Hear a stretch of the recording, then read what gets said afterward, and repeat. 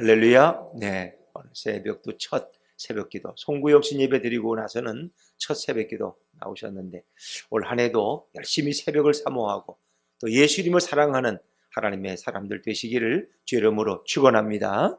네, 또 우리 새해 또 처음 만났으니까 인사도 해야죠. 여러분 새해 예수님 때문에 복 많이 받으시기를 주 이름으로 축원합니다. 네, 우리 좌우의 분들에게도 한번 새해 복 많이 받으십시오. 한번 인사하시죠. 네. 그렇습니다. 자, 우리 신명기 15장은 복 받는 비결에 대해서 우리가 말씀해 주고 있습니다. 너희가 잘 되는 비결, 가난하게 살지 않는 비결, 그리고 남에게 지배를 받지 않고 남에게 통치를 받지 않는 그런 비결을 우리에게 말씀해 주고 있는데 우리가 14장 마지막 절 부분에서는 제3년마다 너희는 제3의 11조를 드리라. 3년마다 10분의 1을 드려서 그때는 그 11조는 가난한 자와 또 너희 중에 거하는 객과 고아와 또 기업이 없는 레위인들을 잊지 말고 그들과 함께 그 물질을 나누라는 것입니다. 그래서 성경은 특별히 구제에 대한 관심이 많이 있습니다. 가난한 자, 연약한 자를 보면은 그냥 지나치지 말라는 것입니다. 굶주린 자가 있으면 그냥 빈손으로 보내지 말라는 것입니다. 이것이 주님의 인도적인 법이고 또 주님의 명령입니다. 자, 그러나 오늘 이제 15장 우리 첫 부분에서는 이 면제년에 대한 말씀을 주고 있습니다. 쉽게 말하면 6년 동안 우리가 이제 일을 하고 7년째 되는 해는 쉬잖아요. 면제년, 안식년이죠. 그래서 모든 짐승들도 쉬게 하고 또 농토도 쉬게 하잖아요. 그러니까 농사를 짓지 않으니까 어떻게 해요? 물론 비축해 두었던 것으로 생계는 해결하지만 내가 만약 남에게 돈을 꿨어요. 근데 그 뭐 원금과 이자를 갚아야 된다. 아니면 그 돈을 상환해야 되는데 내가 일을 하지 않는 그 7년째에는 그걸 갚기가 어려울 거예요. 다른 해는 내가 일을 하니까. 그래서 그 7년째 되는 해는 뭐예요? 남의 너에게 빚을 진 사람이 있으면 그것에 대해서 빚독촉을 하지 말라는 것이죠. 빚독촉. 우리가 무슨 대부업체들이 뭐 잠만 자려고 그러면 전화해가지고 그냥 빚 갚으라고 그러고 너희 집 막내 아들이 학교 갔다가 건강하게 돌아올 줄 아느냐 위협하고 협박하고 뭐 그렇게 한대. 또 직장에다 알리겠다 그러고 말해요. 막 이러는데 그런 빚독촉을 하지 말라는 것입니다. 그래서 이것은 두 가지 이제 견해가 있어요. 이 7년째 면제해년에는 완전히 누가 너에게 빚을 줬으면 그냥 다 탕감해 줘라. 이런 이제를 주장하는 분들도 있고 두 번째는 아니다. 그래도 빚을 어떻게 남에게 꾼 걸 7년째마다 다 갚아버리면 누가 빚 갚을 생각하느냐. 그리고 또 그 7년마다 빚이 다 탕감돼버리면 누가 남에게 돈을 꿔주겠느냐. 사실 돈을 꿔주는 것도 은혜거든요. 내가 오늘 돈이 정말 절박하게 필요해요. 내가 내일 먹을 양식이 없고 꼭 빚을 때가 있어. 돈을 꾸러 가면 돈을 안 꿔주면 그 답답할 때가 어디 있어요. 그래서 돈을 꾸어주는 것도 어찌 보면 뭐예요? 인정이에요. 그것도 뭐 받지 안 받을지 모르지만은 그것도 꾸어주는 것도 그 사람에 대한 인정을 베푸는 거예요. 근데 사람들이 7년마다 다 탕감돼 버리면 누가 돈을 꿔주겠어요? 안 꿔줘. 왜? 내가 좋은 일 할 게 뭐 있어? 그렇죠. 안 갚으면 같이 버티다가 그냥 7년째 되면은 모든 게 다 탕감이다. 이러면 누가 꿔주겠어요? 그렇기 때문에 전부 탕감은 아닐 것이고 단 7년째 되는 해는 빚 독촉을 하지 말아라. 모든 빚 독촉으로부터 면제를 받는다. 그러나 이제 우리가 희년이라고 하는 안식년이 7번, 49년째다 1년을 돼서 50년, 희년이 되면은 그때는 완전히 다 그냥 남에게 빚진 남의 그 팔아버린 토지까지 다시 돌려주니까 뭐 말할 것도 없죠. 그때는 모든 종들도 돌아가고. 근데 이제 안식년에도 7년째에도 종들은 자유를 얻어요. 자유를. 이게 참 놀라운 하나님의 법이죠. 이스라엘 백성들이 이런 정신을 가지고 이 법을 실행했다면 그들은 결코 망하지 않았을 거예요. 왜? 자기보다 남을 더 귀히 여기고 하나님을 존중히 여기는 마음으로 경외하며 살았거든요. 근데 그들은 그렇지 못했어요. 그러니까 미가서나 뭐 호세아서나 보면은 그냥 그들은 침상에 누우면 악을 꾸미고 또 내일은 어떤 놈의 토지를 빼앗을까 누구를 또 짓누를까 늘 이것만 연구한단 말이에요. 그러니까 그들이 아무리 하나님 앞에서 뭐 거룩해 보여도 속은 그냥 욕심으로 가득 차 있다는 거예요. 욕망과 또 이기심으로. 그래서 결국 그들은 버림을 당하고 또 하나님을 존중히 여기지 않고 우상을 숭배했기 때문에 그 땅에서 그들은 살아남을 수가 없었던 거죠. 자, 우리 오늘 1절, 2절 말씀을 다시 한번 읽어봅니다. 1절과 2절입니다. 시작. 매 7년 끝에는 면제하라. 면제의 규례는 이러하니라. 그의 이웃에게 구워준 모든 채주는 그의 이웃에게나 그 형제에게 독촉하지 말지니 이는 여호와를 위하여 면제를 선포하였습니다. 아멘. 그래서 여기에는 두 가지 견해가 있다. 그건 하나의 견해지. 어떤 것이 옳다고 꼭 그렇게 말하기는 어려워. 그러나 일반적으로 주석가들이 보는 견해는 그래요. 주석가들이 보면 이 독촉하지 말라는 거 봐서는 아마 7년째는 아마 이 독촉에서 면제된다 이런 의미인데, 실제 또 첫 번째 주장한 분들처럼 7년째는 완전한 면제라고 할 수도 있어요. 완전히 면제해주고 빚 갚으라고 독촉하지 말라 이런 의미로도 충분히 사용될 수도 있다는 것입니다. 거기에 대해서 왜 7년 동안 6년 동안 종을 데리고 있다가 그가 어떤 일과 종이 됐을까요? 뭐 빚을 못 갚으니까 종이 됐고, 전쟁에서 졌으니까 포로가 됐으니까 종이 됐겠죠. 근데 그 사람은 7년째는 완전히 자유를 주라는 그런 정신을 비교해 보면, 어찌 보면 남에게 돈을 꽂았던 것도 7년째는 완전히 탕감해 주어라 하는 그런 의미로도 충분히 읽을 수 있어요. 이건 우리가 그때 정신을 모르기 때문에 이건 두 가지 견해가 있다는 걸 여러분이 생각해 보시면 되고, 또 이 정신이라는 거, 그러니까 이웃에게 돈을 주고 돌려받을 수도 있지만 때로는 7년째가 되면 그것을 탕감해 준다는 거 뭐예요? 이 모든 물질의 주인은 누구예요? 하나님이에요. 여호와 하나님이 이 모든 물질의 주인이에요. 결국 내가 가진 물질도 누가 주신 거예요? 하나님이 내게 맡기신 거예요. 그 이웃이 필요해서 이웃에게 좀 줬다가 이웃이 뭐 좀 없어서 못 갚으면 하나님의 것을 그저 가져간 건데 그 내 거 가져간 것도 아니고 그렇게 생각하시면 됩니다. 그래서 교인들끼리 이 돈 주고 받는 거 늘 하지 말라고 그러는데, 그래도 아무도 모르게 그렇게 주고 받는 분들이 있더라고. 그래놓고 돈을 꿔주는데 또 그것도 그냥 성경 정신으로 무이자로 꿔주면 또 얼마나 좋아. 꼭 또 이자를 받아. 이자를 받다가 이자를 이제 안 주잖아. 어려워서 안 주면은 그 이자를 못 받고 원금도 못 받으니까 왜 담임 목사한테 와서 불평을 하는지 모르겠어요. 목사님이 어떻게 가르치셨는지 저 권사는 내 돈도 안 갚고 빚도 안 갚고 이자도 안 낸다고. 그거 누가 돈 꿔주라 그랬어. 누가 꿔주라 나한테 인정받았어. 근데 꼭 그렇게 얘기해. 그리고 뭐 교회를 또 나오겠다니 안 나오겠다니. 아니 자기들끼리 주고받아 놓고 왜 나한테 와서 교회를 나오니 안 나오느니. 이게 참 어리석은 인생들. 그러니까 누가 돈을 꿔달라고 그러면 그냥 꿔주세요. 돈이 있으면. 없으면 못 꿔주죠 뭐. 그러나 이자 받을 생각은 하지 말고, 또 이자를 설령 받는다고 하더라도 또 못 내면 또 그렇게 이해하시고, 또 그분이 못 갚으면 또 얼마나 어려웠으면 저렇게 못 갚을까, 이렇게 해서 그런 셈 쳐야지 그 돈 안 갚는다고 그냥 평생 원수가 돼가지고 그렇게 하지 말라는 거예요. 그러니까 안 받아도 될 수 있는 분들만 돈을 꿔주시고 그것 때문에 시험 들지 말라는 거예요. 왜? 모든 물질은 누구의 것이니까 하나님이 내게 맡기신 거지 내 게 아니라는 거예요. 내 생명도 내 것이 아니고 물질도 내 것이 아니에요.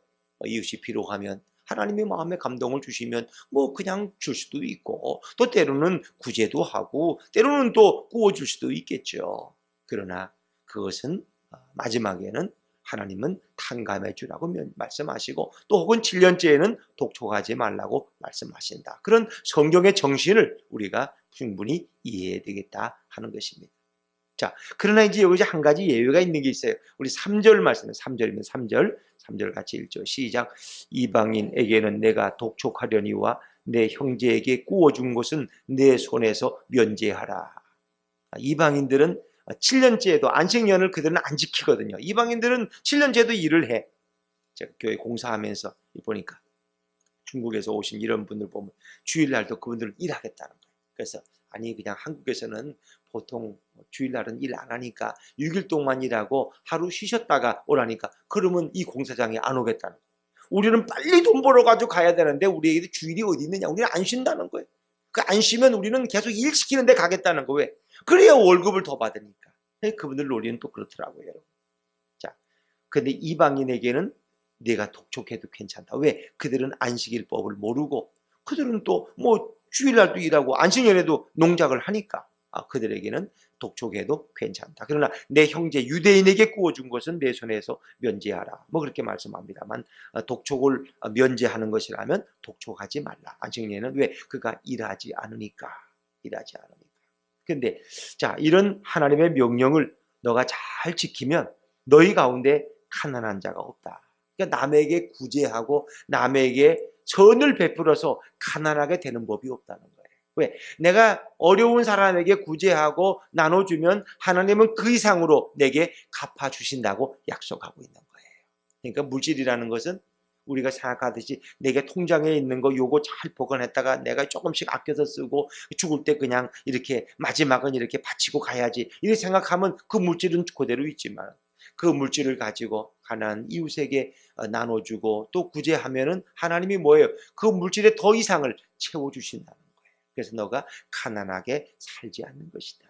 우리가 뭐 하나님 앞에 드리는 뭐 예물도 그렇죠. 그것이 11조든 감사든 뭐 어떤 예물이든 하나님 앞에 드리는 것은 없어지는 것이 아니라 하나님이 그 이상으로 채우신다는, 또 우리가 교회가 선교할 때 그 교회가 그 선교하면은 그 교회 맨날 가난하게 살고 그렇게 그렇지 않다는 것입니다. 하나님은 더 많이 풍성하게 부어주. 왜? 하나님은 살아계시니까.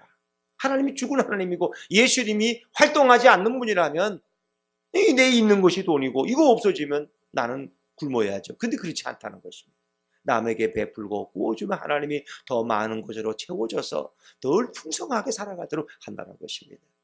흩어 구제하여도 가난함이 없고 궁핍함이 없다는 거예요. 오히려 극도히 아끼는 자보다 많이 베푸는 자에게 더 많이 하나님은 채워줄 줄로 믿으시길 바랍니다. 이것이 성경의 정신이고 하나님의 명령이에요. 자, 우리 4절과 5절 말씀, 4절과 5절입니다. 같이 읽어보죠. 시작. 내가 만일 내 하나님 여호와의 말씀만 듣고 내가 오늘 내게 내리는 그 명령을 다 지켜 행하면 내 하나님 여호와께서 내게 기업으로 주신 땅에서 내가 반드시 너희 중에 가난한 자가 없으리라. 아멘.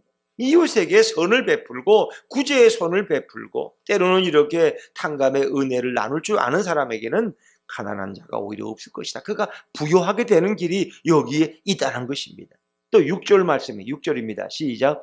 내 하나님 여호와께서 내게 허락하신 대로 내게 복을 주시리니 내가 여러 나라에 꾸어 줄지라도 너는 꾸지 아니하겠고 내가 여러 나라를 통치할지라도 너는 통치를 당하지 아니하리라.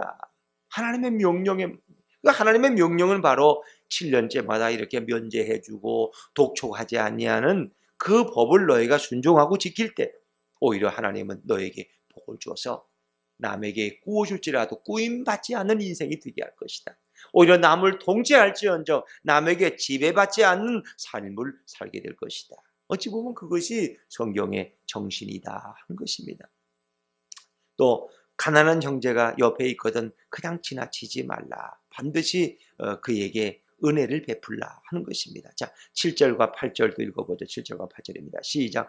내 하나님 여호와께서 내게 주신 땅 어느 성읍에서든지 가난한 형제가 너와 함께 거주하거든 그 가난한 형제에게 내 마음을 완악하게 하지 말며 내 손을 움켜쥐지 말고 반드시 내 손을 그에게 펴서 그에게 필요한 대로 쓸 것을 넉넉히 구워주라. 넉넉히 구워주라. 성경은 구워주지 말라는 게 아니라 구워주라는 거예요. 넉넉히 구워주라. 넉넉히 움켜쥐지 말라. 왜? 그가 구워줘야만 그런 굶지 않고 살아갈 수 있기 때문에.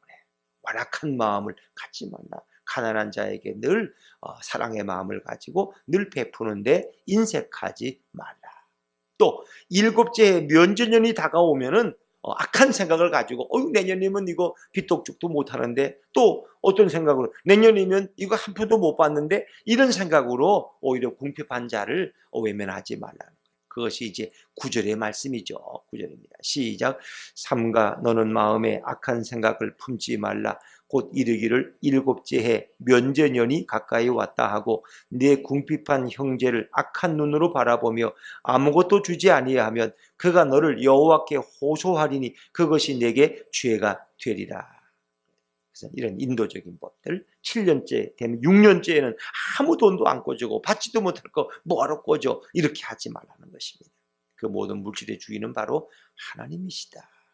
10절을 제가 했습니다. 너는 반드시 그에게 줄 것이요 줄 때에는 아끼는 마음을 품지 말 것이니라. 이로 말미암아 내 하나님 여호와께서 내가 하는 모든 일과 내 손이 닿는 모든 일에 내게 복을 주시리라. 넉넉한 마음, 또 이런 긍휼의 마음을 펼 때에 하나님이 내게 복을 준다. 그러나 이제 오해를 하지 마세요. 여러분, 구제를 많이 하고 이웃에게 선을 베푼다고 구원받는 건 아닙니다. 구원받는 건 아닙니다. 우리는 예수님을 믿어야 구원을 받습니다.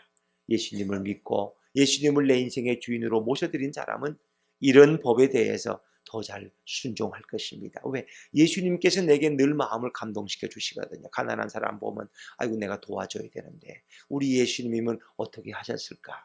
나도 힘들지만 저 사람은 나보다 더 형편이 어려우니 내가 조금이라도 좀 나눠주고 도와줘야지. 예수님께서 우리 마음에 그런 감동을 주실 때 여러분 그런 감동을 억지로 절제하고 누르지 마시기 바랍니다. 그건 주님께서 내게 그런 마음의 감동을 주시는 거예요. 한 번 감동이 오고 또 두 번 감동이 오고 또 기도해봐도 하나님이 그런 마음을 주실 때 순종하세요. 하나님은 그 이상으로 여러분의 인생에 복을 주시고 채워줄 줄로 믿습니다. 땅에는 늘 가난한 자가 넘친다는 거예요. 11절 보니까 땅에는 언제든지 가난한 자가 그치지 아니하겠으므로 내가 내게 명령하여 이르노니 너는 반드시 내 땅 안에서 내 형제 중 곤란한 자와 궁핍한 자에게 내 손을 펼지니라. 늘 베풀기를 인색하지 말라. 하나님이 너에게 그로 인해서 더 많은 복을 주실 것이다 한 것입니다. 그래서 이런 7년째마다 비톡족을 면제하든 또 그것이 이런 모든 부채를 탕감해 주든 이것은 하나님이 우리에게 주시는 정신인데 이제 결국 이 안식년이라는 것은 무엇입니까 여러분? 결국은 이 안식년 제도, 이 면제년 제도도 결국 이 땅에 오실 예수님을 우리에게 예표하고 있다는 걸 여러분이 아셔야 돼요. 성경을 표면적으로 보면은 이렇게 하셔야 되는데 그러나 성경의 내면 그 이면과 진리를 보면은 여기에는 바로 이 땅에 오실 예수님이 행하실 사역들이 그에게 소개되어 있다는 것입니다. 우리는 우리 죄의 빚을 갚을 수가 없어요. 그러나 누가 오시면 다 갚아주셔요? 예수님이 오시면 예수님 우리의 빚을 다 대신 탕감해 주셔요. 그래서 우리에게 자유를 주시는 거예요. 그러니까 우리는 예수님으로부터 죄의 빚을 탕감받은 자가 어려운 이웃의 빚을 탕감해 줄 수 있는 거죠. 뭐 그것도 못해. 나는 엄청난 죄의 빚을 탕감받았는데 1만 달란트 빚졌다가 탕감받은 자가 그까지 100데나리온 정도를 탕감을 못해 주겠어요? 그러니까 이 모든 것은 예수님이 이 땅에 오셔서 행하실 일들을 우리에게 미리 예표해 주고 있다 하는 것입니다. 자, 또 우리 두 번째 읽을 부분은 이제 종들을 자유를 주는 거죠. 우리 아침년이 되면은 자 12절 13절 말씀 읽습니다. 시작. 내 동족 히브리 남자나 히브리 여자가 내게 팔렸다 하자. 만일 6해 동안 너를 섬겼거든 7째 해에 너는 그를 놓아 자유롭게 할 것이요. 그를 놓아 자유롭게 할 때에는 빈손으로 가게 하지 말고 빈손으로 보내지 마. 왜? 6년 동안 이 종살이만 했기 때문에 자기 재산, 종은 자기 재산이 없잖아요. 내가 빚을 못 갚아서 저 집에 가서 6년 동안 종살이 했어. 그 종은 월급을 못 받아요. 그냥 빚 대신 가서 일하는 거에 죽도록 그냥. 그러다 7년째에는 결국 자유를 얻는데 그 사람은 가진 게 없어. 그냥 보내면 가다가 굶주려 쓰러질지도 모르고 오늘 내일은 살지 모르지만 모레는 굶어 죽을 수도 있어요. 그러니까 빈손으로 가게 하지 말고 빈손으로 구하는 자에게 빈손으로 보내지 말라. 물론 우리가 정 없으면 안 되죠. 그러나 우리가 베풀 수 있는 여력이 있거든. 여러분 누구도 빈손으로 보내지 않기를 주의 이름으로 축원합니다. 빈손으로 보내지 않으면 뭐 거린이 와도 빈손으로 안 보내면 그건 하나님이 또 그 이상 채워주시는 그런 우리는 마음과 믿음을 가지고 살아야지. 아이고 이거 나눠주면 어떡해. 다음 주 헌금할 것도 없는데 그렇게 생각하지 말고 어찌 보면 헌금하는 것보다 하나님 입장에서 보면은 이렇게 어려운 사람이 오면 진짜 어려운 사람이 오면 나눠주는 게 하나님 앞에 헌금하는 것보다 더 큰 의미가 있지 않겠어요 여러분? 그렇지 않겠습니까? 헌금도 꼭 해야 되지만 이건 아이고 여러분 헌금이야 하나님이 다 이해하시죠. 그렇게 못 내도 그러나 이 어려운 사람을 보고 그냥 돌려보내면 하나님의 마음이 얼마나 섭섭하시겠느냐. 그래서 우리는 이렇게 늘 후히 베푸는 인생이 되어라. 근데 이 모든 정신이 뭐예요? 결국은 애굽에서 너희들이 종되었던 자리에서 나온 것을 생각하게 하는 거죠. 14절 15절 같이 읽습니다. 시작. 내 양무리 중에서와 타작마당에서와 포도주 틀에서 그에게 후히 줄지니 곧 내 하나님 여호와께서 내게 복을 주신 대로 그에게 줄지니라. 너는 애굽 땅에서 종되었던 것과 너를 속량하셨음을 기억하라. 그것으로 말미암아 내가 오늘 이같이 내게 명령하노라. 아멘. 그렇습니다. 후히 나눠주는데 이 모든 정신은 너희가 애굽에서 자유함을 얻은 것과 연결된다는 거죠.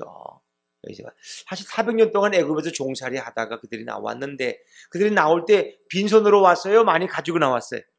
많이 가지고 나왔어요.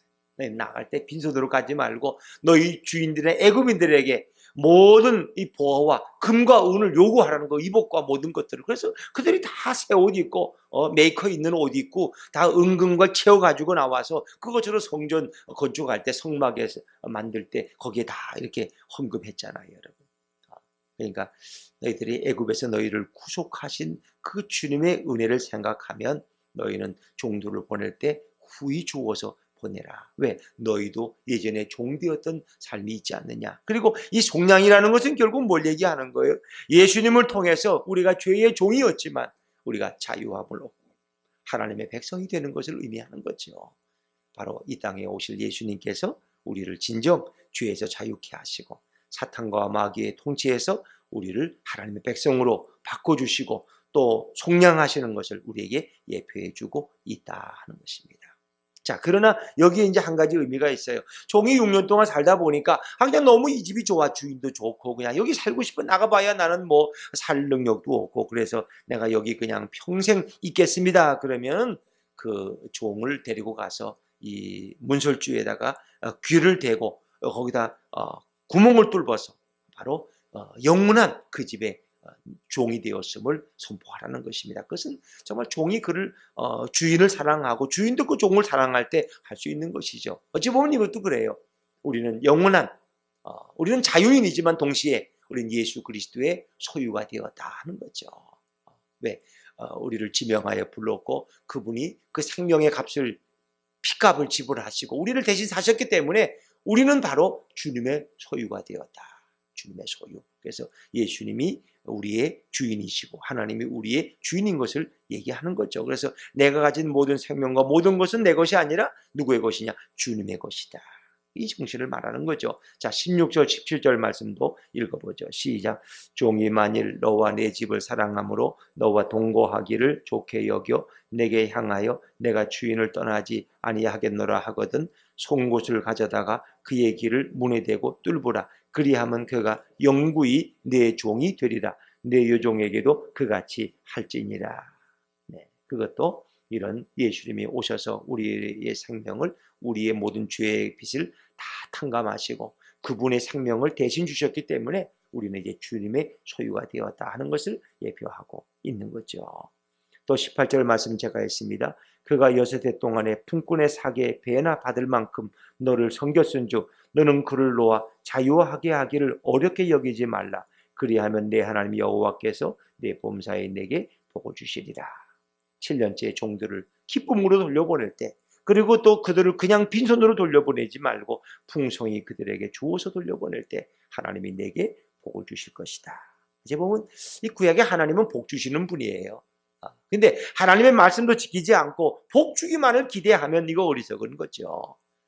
먼저 우리가 하나님 우리에게 주시는 복은 내 먼저 영혼이 정말 구원받고 내 죄가 탕감받고 하나님의 자녀가 되고 내가 영혼이 죄에서 자유함 받고 주의 백성 된 것 이것처럼 귀한 복이 어디 있어요.